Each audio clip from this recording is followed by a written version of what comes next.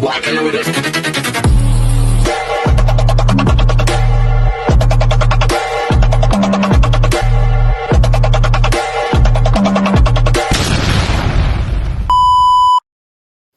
Hello beautiful people! Welcome back to my channel. This is your Mama Sam dito sa Sam Sam TV. Kamusta naman po kayo mga amigo, amiga, kumare at kumpare? Sana lahat kayo ay okay na okay ngayong araw na to. Syempre, kung ako naman ang tatanungin nyo, ang ganda ko. Charot. So, yon. So, hello beautiful people. Kamusta kayong lahat? Syempre sa mga kaibigan natin nasa parting Saudi Arabia o Middle East. So, kamusta naman yung mga nasa Riyadh, Dubai, yon. So, saan man kayong Qatar, di ba? Yon, mga part ng Middle East na bonggang-bongga na nakakatikim ng Arabo.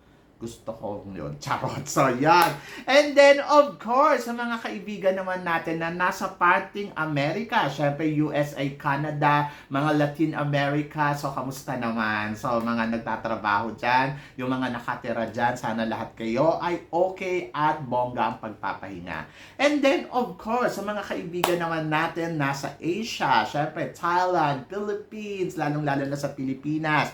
Marami tayong mga subscribers talaga, halos talaga 90 or 80% natin ay puro Pinoy, di ba? Kasi hindi naman ako nagsasalita ng English, kaya Pinoy talaga. At hindi rin ako nagsasalita ng Thai, kaya Pinoy talaga. So maraming salamat sa suporta at pagmamahal. Kung hindi dahil sa inyo, syempre wala namang manonood ng video ko. Thank you sa inyo lahat.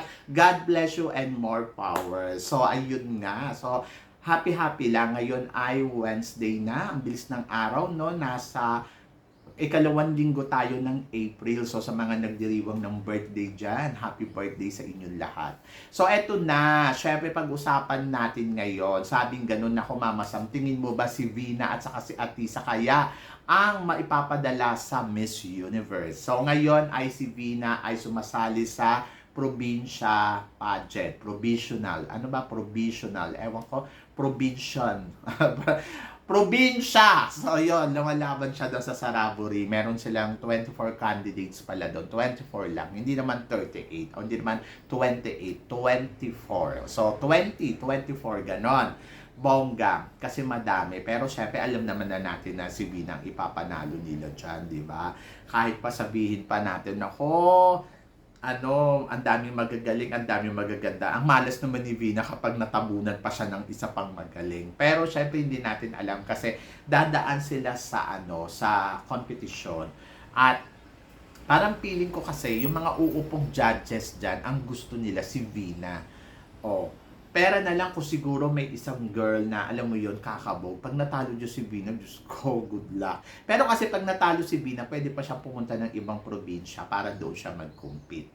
But, tingnan natin kung magiging madali nga ba kay Vina to. Parang pili ko paghahandaan to ni Vina. Diyos ko, doon nga lang sa national pageant na nakukuha niyo mag first runner-up at second runner-up sa probinsya na, alam mo yun, puro baguhan yung makakalaban niya. Hay nako. Tapos eto pa, may isa pang chika na sabing ganon, sigurado na talaga yan si Vina hanggang sa national pageant. Parang feeling ko yes, oo. Kasi Vina na talaga to, Diyos ko, pagkatapos nila pagbenta biglang, trial lang. So, nakakaloka, kala mga tatakbo na Senado si Vina kasi sa mga motor, mga tuk-tuk, diyan sa puro Vina ang mukha. So grabe yung commercial. Anyway, so ayun yung pamamaraan ni Vina para maipanalo yung competition. And I think yes, si Vina ay makakarating sa national pageant and then makakarating sa Miss Universe. So parang feeling ko So tingnan natin, malalaman natin sa 28. So kinakabahan ka ba na baka matalo si Vina? Parang feeling ko hindi. So yon, panalo yan. And then, eto naman, syempre, Atisa Manalo naman, syempre, nagkukumpit din dito sa national pageant ng Miss Universe Philippines. So, hindi na dumaan si Atisa sa provincial katulad na nung kay Vina. Pero, eto kasi si Atisa, matik naman. Kumbaga, parang wag na tayong maglokohan. Kahit mag-help kayo ng pageant dyan sa probinsya, kung sasali ang isang Atisa Manalo, at isang manalo na yan, di ba? So, yun. So, parang hindi ko kasi naiintindihan Parang they wanted to show to everybody na parang, dumaan kami sa proper, parang, ang junga lang, di ba? Charot. So, yun. So, parang, alam naman na natin na ang lakas-lakas niyan. Wala naman na dapat patunayan yan. Pero yun yung gusto nila. Anyway, iba naman yun dito sa atin, sa Pilipinas. Dumaan naman si Atisa Manalo naman sa maging representative ng probinsya at ngayon nga nasa dito siya sa national pageant na. So ito yung ikalawang pagkakataon na sumali ni Atisa sa national pageant ng Miss Universe Philippines. Maraming nagsasabi, ay nako, hindi naman mananalo yan kasi lamya-lamyaan. Ayun yung sinasabi ng iba. Pero kung ano man yung purpose dito ni Atisa Manalo kung bakit siya nagbalik, ang masasabi ko lang ay bongga yan. Bongga dahil nakikita ko yung determination ngayon ni Atisa, mas nakikita ko yung transformation, na mas nakikita ko yung ibang atake na parang alam mo yun, kalma-kalmado lang, wala ka naman dapat ipag-alala. At nakikita ko mas maganda yung laro niya. Ganda talaga ang nakikita ko kay Atisa Manalo at parang feeling ko nag-a-align talaga sa kanya yung mga stars, yung mga bituin sa langit. Ganon, oo. Hindi ko alam kung bakit, pero ayun yung nakikita ko. Hindi nyo siguro nakikita, pero yun yung nararamdaman ko. And I think it's a good shot yung ginawa ni Atisa sa kanyang pagbabalik ngayon ay kalma-kalmado lang. And then maganda din yung nakikita ko na parang relax lang yung lahat ng ipinapakita niya. Pero syempre, tingnan natin sa dulo ng competition kung magiging relax pa ba ang isang Atisa Manalo o magkakaroon siya ng tension. Ganon. Kasi syempre, iba na kapag finals na. Yung prelim, nung nakaraan taon, maganda yung ipinakita niya. Pero yung finals, parang nawala yung aura, di ba? So ngayon, tingnan natin kung ang aura niya ay aabot ba hanggang sa dulo ng kompetisyon.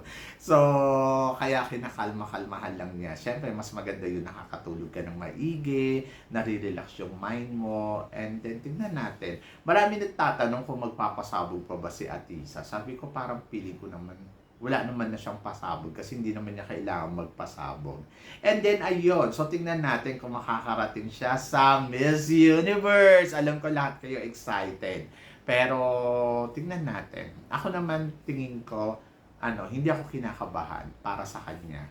Oo, pero maraming kalaban si Atisa dito ha. Pag naipanalo niya to, bibilib ako sa kanya kasi andyan si Winwin na nakakatakot. Tapos, andyan si Winwin, sino ba to? Si Pasay, si Laguna. Oo, yan yung mga nakakatakot Tapos, sino pa ba? Sinuluan Laguna. O, di ba? Marami nagsasabi na, nako, Sinuluan Laguna, yun ang mananalo. O, di ba?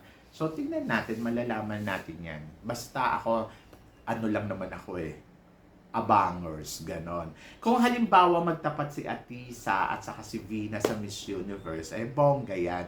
Kasi halos parehas sila ng experience. Never stop your dream. Ganon yung experience nila. Yung parang never give up. Si Vina, si Atisa naman, never give up din.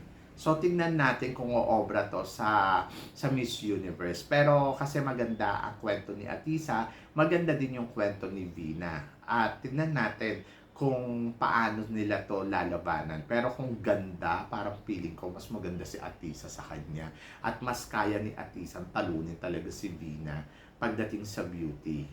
And then, communication skills. Parang feeling ko mas magaling din si Atisa sa communication skills. So, parang feeling ko, kaya natin lumamang at kaya natin makarating sa top 5. Pero depende kung sila nga ba talaga ang magtatapat. Depende kung sila nga ba ang makakarating sa Miss Universe. Depende kung destiny nila to. Di ba?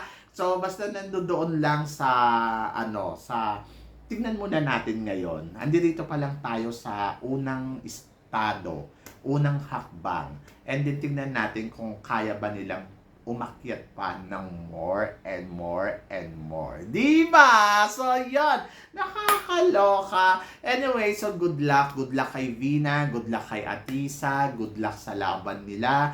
And then, laban lang Philippines. So, kung sino man yung itatapat natin dyan, I think kahit sino naman pwede, di ba? At kahit sino naman ay talagang may laban. So, basta nandoon lang, tiwala lang tayo kung kanino ba ibibigay ito. So, malalaman natin yan sa May 2. Malapit na. So, are you excited? Kasi ako, yes, sobrang excited na ako. So, kayo guys, ano guys ang masasabi ninyo dito sa pinag-uusapan natin ngayon? I-comment below mo yan para at least malaman ko naman kung ano naman ang chika mo dito sa tinatalakay natin ngayon. So, yon. So, syempre, maraming salamat. Sa mga hindi pa nakaka-subscribe dito sa Samsam TV, ano pang hinihintay ninyo? Subscribe na. So, maraming salamat guys. Hanggang dito na lang. Hanggang sa muli nating chikahan. See you tomorrow. Have a good days, guys.